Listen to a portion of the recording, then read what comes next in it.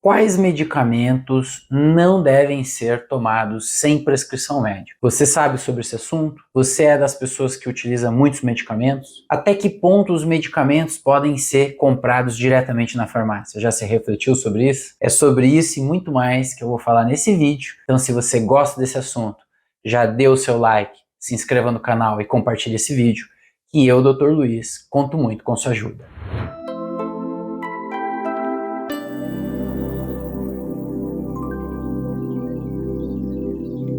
Pessoal, uso de medicamentos. Será que todos os medicamentos que a gente compra na farmácia deveriam ser abertos assim, a compra direta? É claro que quando a gente pensa num uso eventual de medicação, um uso pontual, às vezes um medicamento para dor, um medicamento para febre, isso é mais inofensivo. Porém, no Brasil, nós temos muito a cultura de utilizar medicamentos em seguida. Às vezes as pessoas vão tomando um anti-inflamatório, vão usando analgésico, vão usando um medicamento para uma gastrite e acabam, às vezes, tomando uma cartela atrás da outra, às vezes até trocando de medicamento, mas sempre utilizando.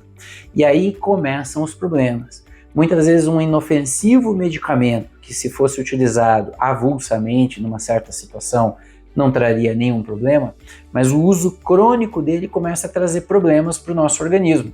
Muitas vezes a gente vai prejudicar todo o processo de flora intestinal, de saúde do intestino, do estômago. Isso pode gerar um processo de desbiose, de inflamação intestinal, que vai aumentar o risco de outras doenças. Eu estou falando principalmente de anti-inflamatórios, antitérmicos e medicamentos para gastrite, como os inibidores de bomba de prótons, como omeprazol, pantoprazol e outros prazóis da vida. Então esses medicamentos, apesar de eles terem venda aberta nas farmácias, eles trazem efeitos colaterais quando o seu uso é de médio ou prolongado uso.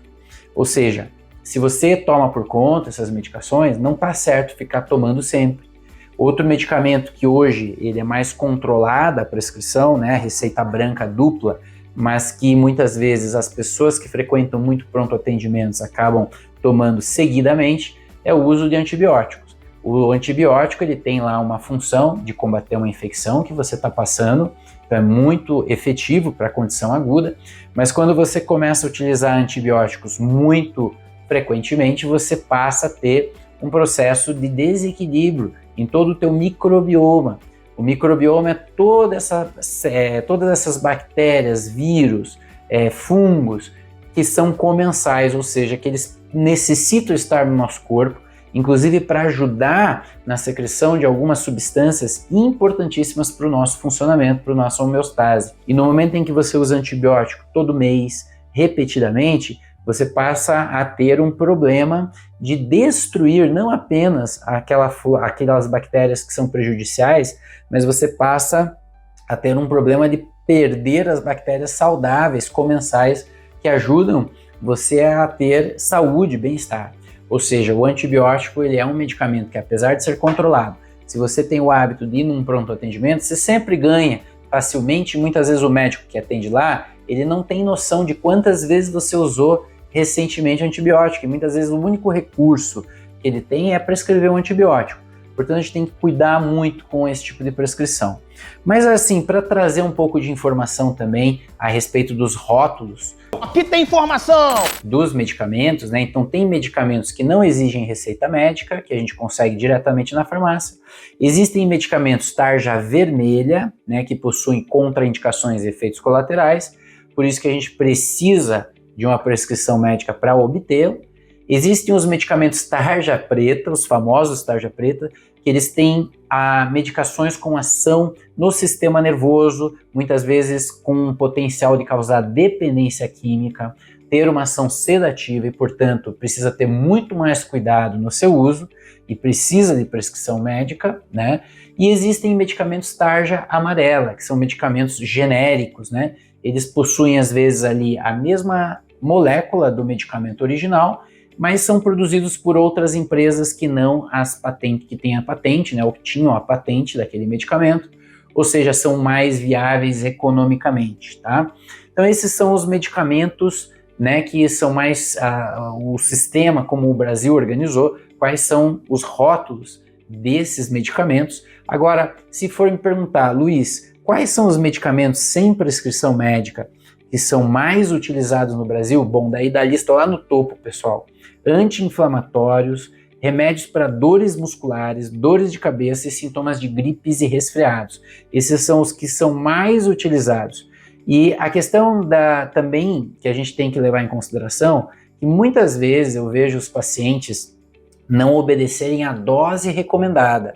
É comum, por exemplo, paciente que tem dificuldade de insônia acaba utilizando tantas gotas de Rivotril. Se ele não conseguiu dormir, ele nem fala com o médico e muitas vezes aumenta a dose por si próprio. Isso é um risco, pessoal, porque a gente está falando de uma substância que gera dependência química, né?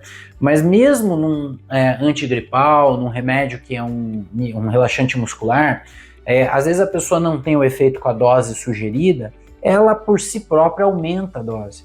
E isso é um risco também, porque a gente está falando de uma quantidade de medicamento maior que vai ter que ser metabolizada por enzimas do fígado, que vão passar pelo tubo digestivo e vão provocar um processo ali no intestino, no estômago, na parte intestinal. Ou seja, nunca deveríamos fazer uso de medicamentos sem orientação médica. E eu digo que isso se expande, inclusive, para aquelas classes de medicações ou até mesmo de suplementos e fitoterápicos que muitas vezes a gente acha que é inofensivo. Até um chá, se for tomado muito concentrado ou numa grande dose, pode fazer mal para a pessoa. Da mesma forma, uma vitamina, um suplemento, não deveria ser utilizado sem a orientação de um médico que compreendeu sua história clínica, que sabe das suas suscetibilidades, sabe das suas indicações. Mesmo, por exemplo, uma vitamina D, você não deveria ter o hábito de ir e comprar vitamina D na farmácia, porque você não sabe a quantidade que você tem que tomar. Você não sabe por quanto tempo você vai ter que tomar. Qual é a alteração desse exame no teu sangue? Você precisa ter acompanhamento, né? Da mesma forma, a vitamina C. Será que você tem indicação mesmo de utilizar a vitamina C? Será que você tem indicação de usar um boldo, né, que é um fitoterápico muito utilizado para o fígado? Será que você tem indicação de usar uma curcumina, que é um nutracêutico da cúrcuma, né? Então, tudo isso, pessoal, toda a suplementação, ômega 3, né, que hoje as pessoas compram aberto, mas será que eu preciso tomar? E qual é a quantidade de ômega 3 que eu tenho que tomar? Ou seja, existe todo um estudo, existe uma ciência médica que estuda a suplementação, que estuda doses, né, que são necessárias diante de cada caso clínico.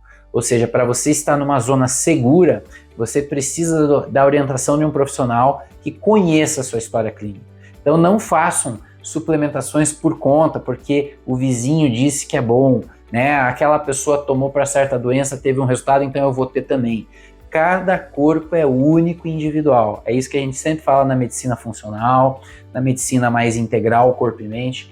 Cada corpo reage de um jeito, e a gente sabe hoje pela medicina que os testes genéticos já mostram isso, né? Então, muitas vezes a gente vê que para esse paciente suplementar vitamina D nessa dose não vai dar certo, porque ele tem um polimorfismo, ele tem uma alteração dos genes que fazem esse metabolismo da vitamina D, e eu, para superar essa dificuldade bioquímica do corpo dessa pessoa, eu vou precisar ser muito mais agressivo na suplementação.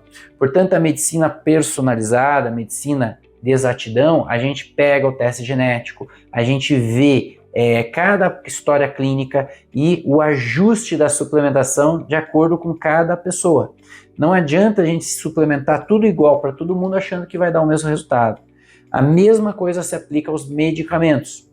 Então, se a pessoa está usando um medicamento e não está tendo resultado, e ela às vezes percebe que tem que dobrar a dose para ter um resultado, peraí, precisa entender o que está acontecendo, né? Então a gente precisa individualizar e realmente, hoje, qual é um grande problema na saúde das pessoas? O abuso de substâncias, o abuso de medicação, né? Então, pessoal, a gente precisa ter muita racionalidade no uso de medicamentos, principalmente medicamentos que a gente considera alopáticos, que são medicamentos sintéticos, né? Que não existem no seu corpo.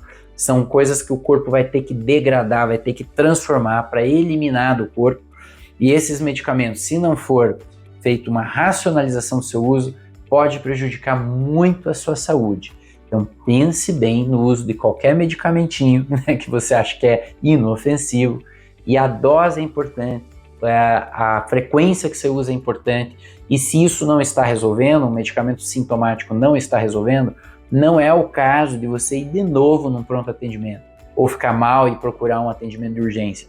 É o caso de você ter alguém que compreenda a sua história clínica, que saiba conduzir esse processo para que você possa superar essa dificuldade que você está tendo na sua saúde.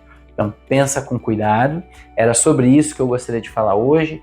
Cuide com os medicamentos, saiba também essas tarjas que tem nas medicações e entenda que quanto menos medicamento químico você utilizar ao longo da sua história clínica, né, ao longo da sua vida, muito melhor você estará no futuro, né, mais longevidade, mais bem-estar. A gente não é contra medicamento bem prescrito para uma doença que é necessária, bom, tá ótimo.